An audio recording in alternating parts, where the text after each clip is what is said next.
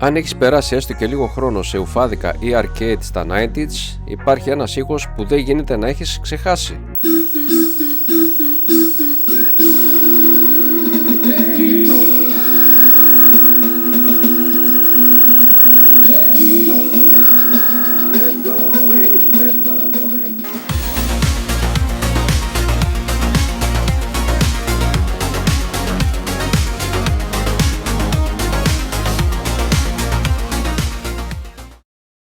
Αυτό το παιχνίδι δεν ήταν απλά άλλο ένα racing.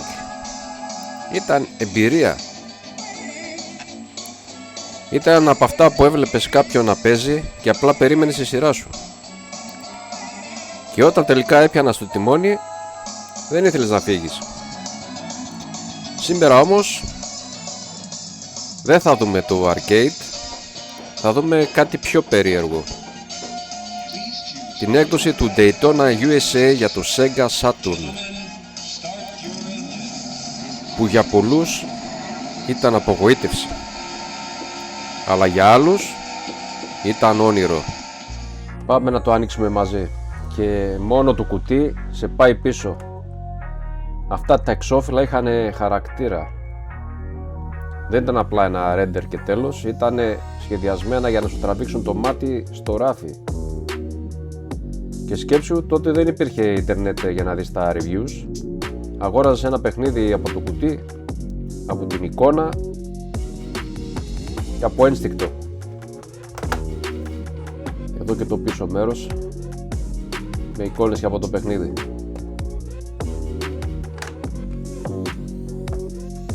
Και εδώ είναι κάτι που έχει χαθεί εντελώς, το manual. Κοίτα τι υλικό έχει μέσα, φωτογραφίες, οδηγίες, εικόνες, εξηγήσεις για το πώς να παίξεις το παιχνίδι, ακόμα και κάποια μικρά μυστικά σε διάφορες γλώσσες. Το διάβαζες, το κρατούσες, ήταν μέρος του παιχνιδιού. Και εδώ το CD.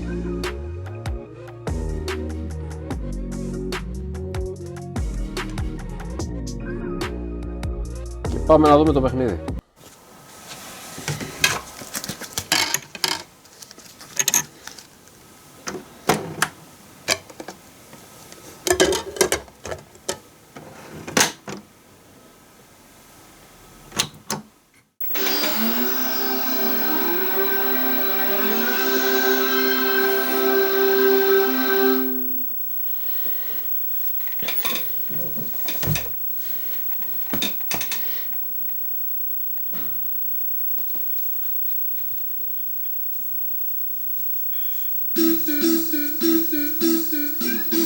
Το Daytona όταν βγήκε στα arcade ήταν κάτι που δεν είχαμε ξαναδεί.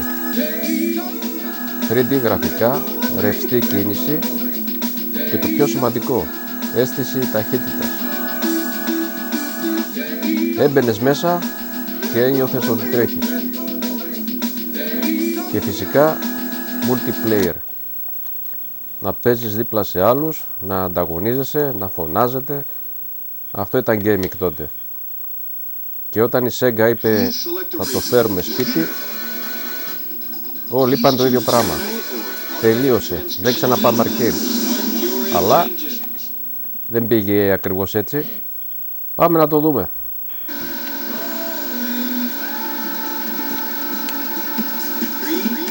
Από την πρώτη ματιά καταλαβαίνεις ότι κάτι διαφέρει. Τα γραφικά δεν είναι τόσο καθαρά.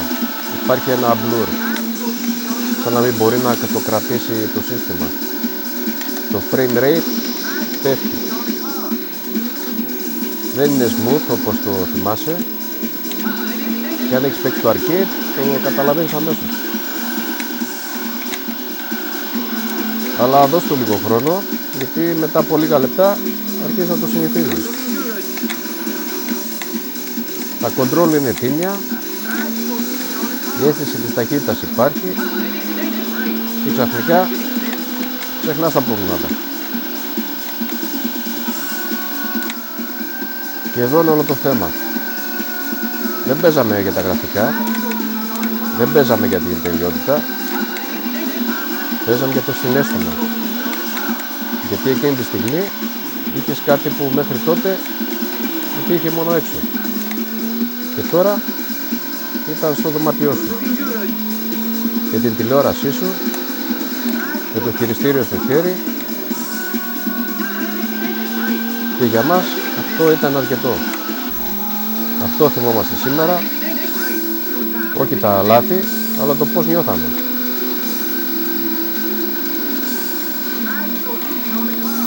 Και για να το δούμε λίγο πιο τεχνικά, το Sega Saturn ήταν δύσκολο σύστημα. Δεν ήταν φτιαγμένο για εύκολο θεμλί. Και αυτό φαίνεται εδώ. Οι developers έπρεπε να κάνουν συμβασμούς. Και αυτό το που βλέπουμε είναι το αποτέλεσμα. Γι' αυτό και πολλοί το θεωρούν ένα από τα πιο παράξενα ports. Όχι κακό, αλλά διαφορετικό. Και τελικά αυτό είναι το retro gaming. Δεν είναι μόνο τα παιχνίδια. Είναι οι στιγμές, είναι οι αναμνήσεις, είναι το συναίσθημα που δεν επιστρέφει εύκολα. Και για μένα το Daytona USA θα είναι κάτι παραπάνω από ένα παιχνίδι. Εσείς το θυμάστε, το έχετε παίξει? Πείτε μου τις δικές σας ιστορίες, να τις ακούσουμε. Σας χαιρετώ και θα πούμε σε ένα άλλο βίντεο. Άντε, bye.